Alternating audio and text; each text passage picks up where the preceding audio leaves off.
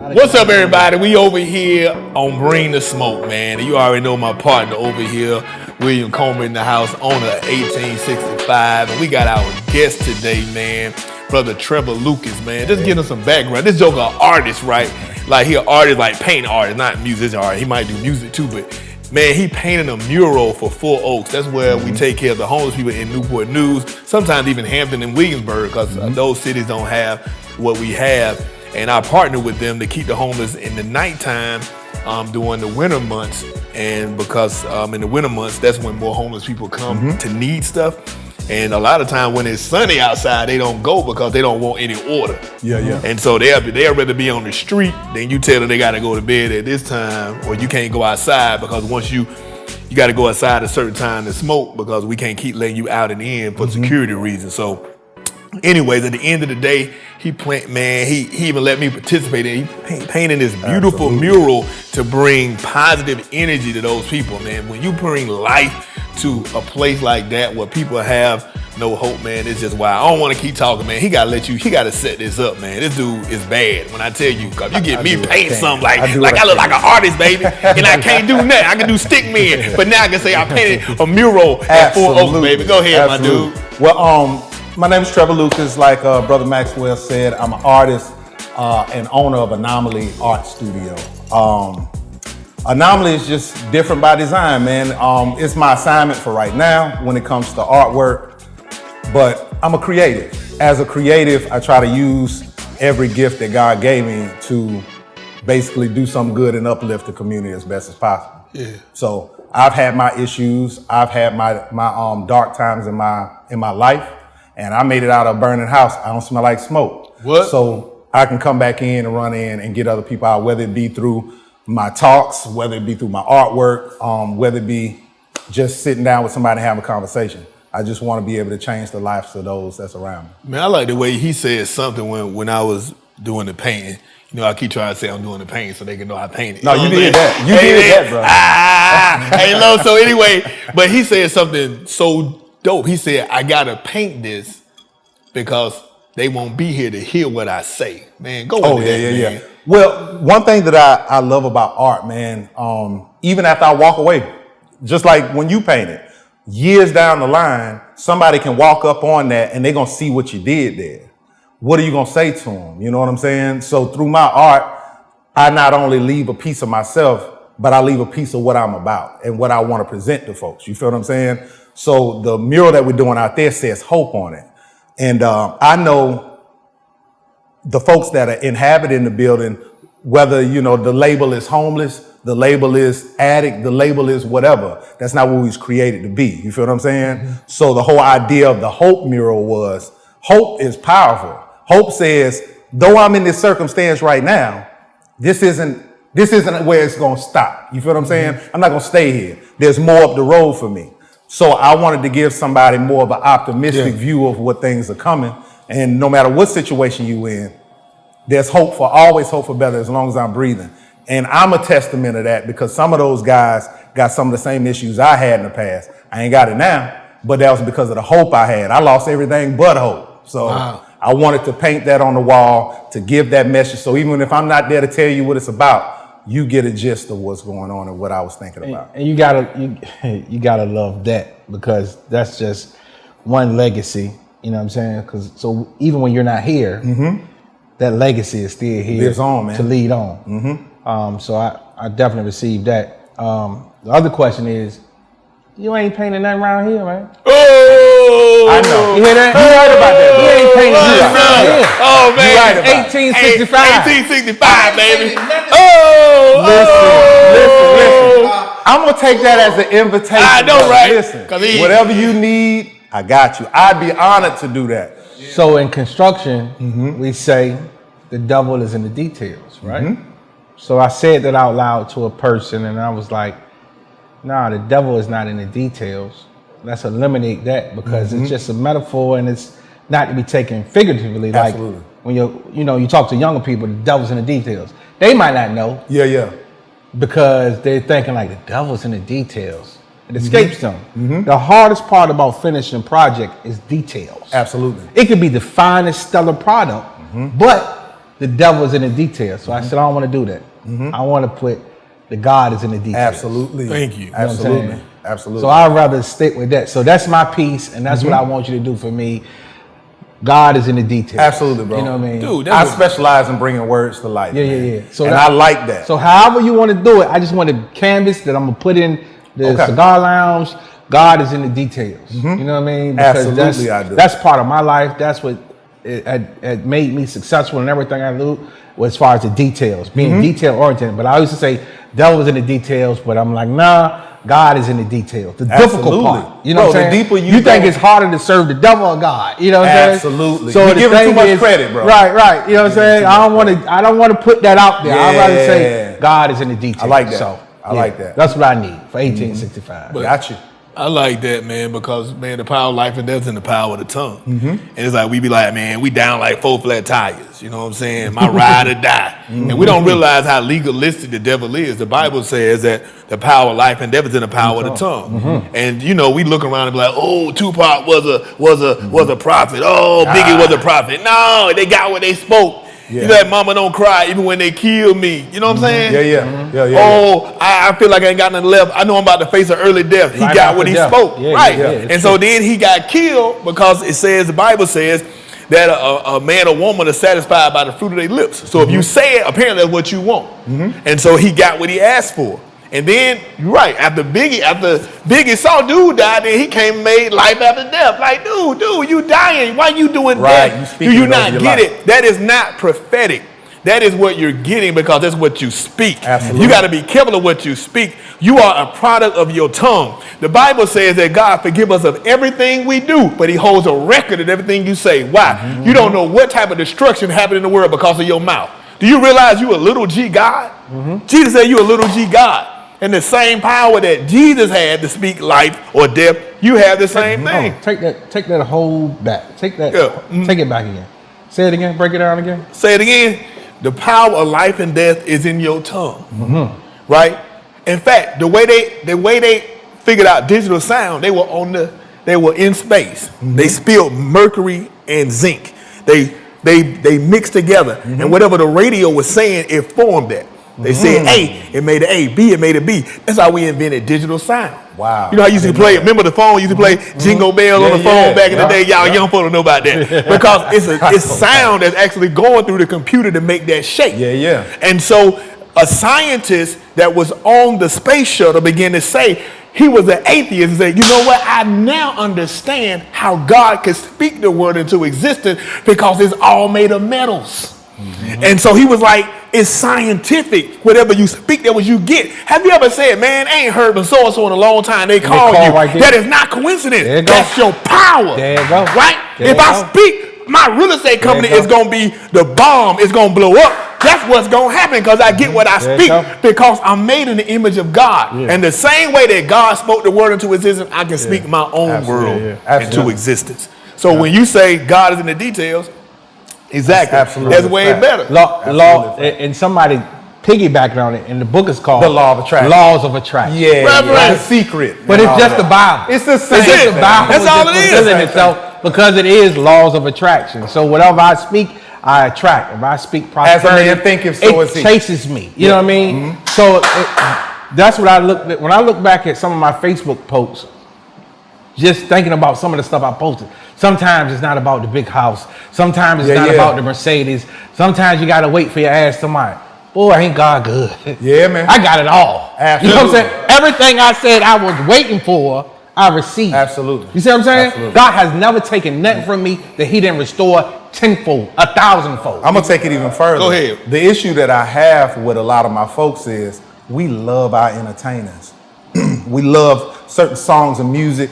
Radio plays the same thing, same 30 songs 100 times a day. Rotation, gotcha. And those choruses, those words of death, debauchery, and everything over your community is being played over and over again. And what community is that? And you know what community it is. There you It's go. always with There us. you go. And matter of fact, we'll argue over those people that's been, your whole album was murder, and then at the end of it, you want to say Black Lives Matter. Bruh, you part of the problem to me. Because our kids, who a lot of them are fatherless, have no one to look to as to what the blueprint of a man is. Yeah. So they turn out to be the influencers. You get what I'm? Matter of fact, on social media, they call them influencers. Mm-hmm. They have followers. You get what I'm saying? Right. And that's real. Right. So when we speak in that murder, murder, death, death over and over in the chorus, we speaking that over our community. Mm-hmm.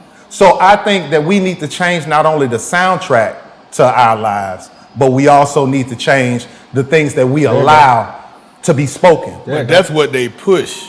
Absolutely. That's what you good. That's what they push. Mm-hmm. When Sam Cooke began to make that song, "A Change Gonna Come," they didn't like that. White people began to all of a sudden he get killed at some hotel and everybody feel right because they didn't want him to galvanize the people.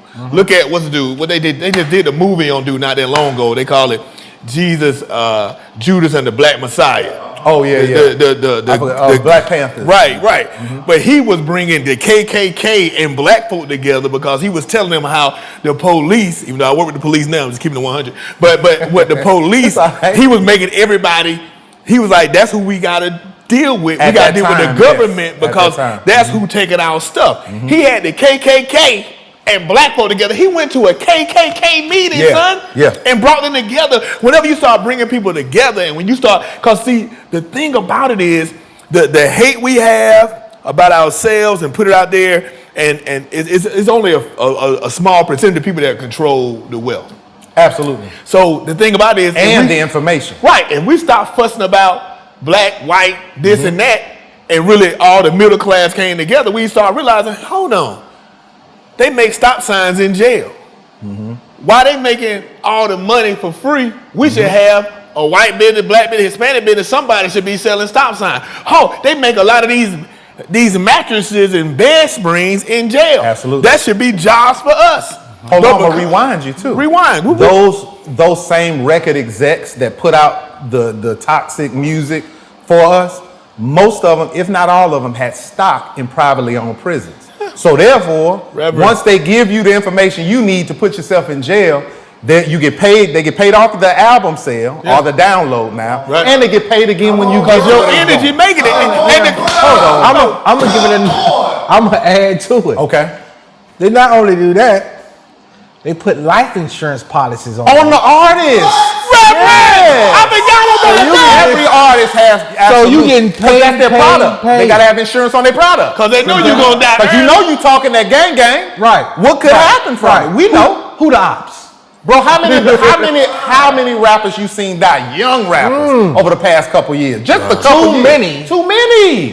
And they got paid off that insurance policy. You got paid off the death of it. Absolutely. And not only that, let's take it deeper than that. One step forward. You die. I never heard of you, but now I'm listening to your music because now you're dead. You're worth more dead than alive. Man, you know what I'm saying? Sounds like the Island of Me. It's a sad situation. Now I'm gonna tread into another place that I know a lot of people ain't gonna want to hear, but it's good stuff. It is what it is. This is Bring the Smoke, right? Yeah. Okay. Bring it, baby. We'll bring the smoke. Right. I know a lot of people now are talking about the T-shirts that Kanye had on. Okay. My issue is, first of all, this is Kanye. Okay, we know what Kanye does. He gets his attention. He drives the narrative. He got albums coming out. He needs that. Right. My biggest issue is we allow people to pull at the heartstrings of our emotions when we got bigger things to be concerned about. You mad about some words on a T-shirt and Johnny been shooting dudes in the face all week in our neighborhoods? People dying on a regular. We got bigger issues to deal with. We got homelessness. We got people that's trying to get their families back. The families are falling apart. The black man don't even know who he is no more. And you worried about words on the back of his shirt because they told you to be upset about this. They've been telling us everything to be upset about. They play. There's so many stories in the world to play. This is the one you chose to play. Don't get it twisted. I can see why people have their concerns. But I feel like we got bigger things to worry about. Bigger fish to fry. We got some real issues going on outside of a T-shirt that man wore. It's like David Copperfield. They make you look at one thing and they're doing something else. Man. Paula Deen called y'all the N-word. She probably been calling y'all the N-word forever. Bro. Y'all just mad because she can cook. So at the end of the day, Paula Deen, y'all, she done made y'all these 7 meals. She from the South. She don't like y'all, all right? So at the end of the day, you fussing about this, but that's when they came in, overhaul all the voters' rights. That was the beginning. While you fussing about Paula Deen, they done go funded her and kept her alive. They about to take your dollar and turn it into something else right now. But you ain't fussing. It's a lot going on. They give you, I ain't trying to be funny, Obama, that's my dude. They give you a black president, but in 2008, that's when all the predatory lending was going on and began to wipe out all of the African American homes because of predatory lending and these balloon notes. Come on, somebody. And now we own the real estate at the same rate that percentage we owned in 1968. We went back 40 years. 40 years in 2008. But they gave you this and took away that. But a lot of times we didn't want to fuss. Our black leaders didn't want to fuss because they felt like if we fussed, we was attacking the black president. Right. No, you're not attacking the black president. You're attacking the issues. Yeah. You're attacking the issues. That is the same way that I can come in and I can get my house appraised. And if I had pictures of my family up here, it appraised $200,000-$300,000 lesser than Reverend. If I have no pictures of nobody up there, or white family up there, I get the appraisal rate. That's a fact. See what I'm saying? That's a fact. This is called foot on your neck. That's a fact. That's a fact. I'm doing my part to put my foot on your neck. Absolutely. I'm going to play my strategy too. And also with the distractions and the heartstrings, I think right now we're too moved by feelings rather than facts. And that's a problem. When you start getting driven by feelings more than facts, people can manipulate you in that way. Reverend, that's why I'm running for city council, man. Go ahead, man. Go ahead. I'm sorry. This is the problem. What about our last podcast? Go ahead. The problem with the whole idea of feelings over facts, they put you in these groups and these cliques of certain belief systems. And they'll, like you said, you didn't want to say anything about it because it may sound like I'm coming off to Obama, right? So once you in your clique and they hit your feelings, now I feel like even if the people in my clique is dead wrong, I can't say anything about it because of the feelings piece. I've got too much on the line with this group. I'm trying to explain this properly. Sound like Republicans and Democrats. It is the same thing. I call them Democrats and Republicans because they pit you against you. You point fingers at each other when there's a bigger thing at play. That's all I'm saying. And if you allow people to tap into your emotions that way, you can be manipulated. I was a boxer. I used to box. If you go into that ring and you get hit in the face and you get too emotional, now you're trying to headhunt and you're not really strategizing properly. So us as black people, I feel like we get too emotional. Hence the Kanye t-shirt situation. Y'all get too emotional over stuff that's really trivial. That's not going to change nothing in your community, that t-shirt. You get what I'm saying? We got bigger things that we need to address. We murdering each other every day on a daily basis. It's rising on a regular basis. We don't want to start our own businesses like yourself. We want handouts and things of that nature. We got bigger things we got to deal with inside the house. That t-shirt is a distraction, man. That t-shirt ain't gonna do nothing to me at my house or mess with my money. Exactly, man. Maybe I'm tripping. No, you're not, man. Just don't buy that. They do that. It's called deflecting. It's a big deflection. So they do that. If you notice something important happened and then immediately something else happened. It's like bandwagon activism, if you will. Something else is going to happen. Focus, you know what I'm saying? We need it. It's just getting too much attention. Let's focus here. Absolutely. You know what I mean? And absolutely. I get it. That's part of Fox News. Hey, all the channels do it though. But what's so all the channels do it. Hey, you know what's so wild? You know really how Fox came up in Living Color. They weren't even on the regular network. They were channel 69 or something like that. You're absolutely right. They came up with In Living Color. Everybody started watching. And they ended up buying ABC spot so they could be on the main number. Then ABC took their spot. They was already there. They paid them like $1 billion or something like that, and they switched it over. So still they use us to come up, and then the narrative they do is tear us down every time. So I let you dance all day. The fun, you ever seen that? To me, they talking about black people on that daggone Penguin movie with them little. They can't. They don't hear them. When they talking. I'm talking about the Penguin movie. I ain't talking about this Madagascar. I'm talking about the one where they had the Penguin movie. But they can only hear them. Yeah, Happy Feet. They can only hear them when they was dancing. That's why they say shut up and dribble. Because they don't want you to use your platform in a responsible way. See, they had gladiator sports back in the day. I guess they weren't sports. Gladiators back in the day when, with Caesar and all that, because he was there to distract you, to make you forget about what policies they made that you was mad about. Entertainment, yeah. So they go out there and they entertain you and you cool. So when they go to these arenas, they want LeBron James to just dribble the ball and dunk. They don't want you to talk about how your black people need to be educated. They don't want that. And then now it's more, so they can't get rid of all of them because they don't want to lose the money. So with the Ali, it was him by himself, right? You had the black people in the Olympics, them by themselves. And now you got more and more of us beginning to use our platform because we have people in sports. Because if you look at it, time changes through sports first. Because they be ahead of everything.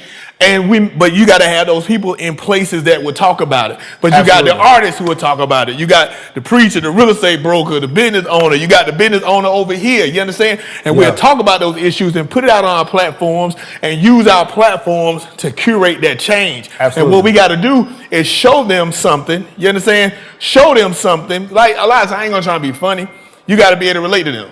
Like 9 times out of 10, man, I don't care about Gucci and Jordan like that, but I know sometimes I wear that when I go because it already begins to break down the barrier. Ooh, them Gucci's. Ooh, that. And it's funny how you got to use certain things to just bait them so you can talk. But the Bible said, Paul said, I become all things for all people. But when they see you, man, that joker be fresh. He got his own brand and he painting and doing this. They begin to see somebody besides the dope dealer. Man, this joker over here, he got his own brewery and cigar lounge. Man, he don't be shooting nobody no more.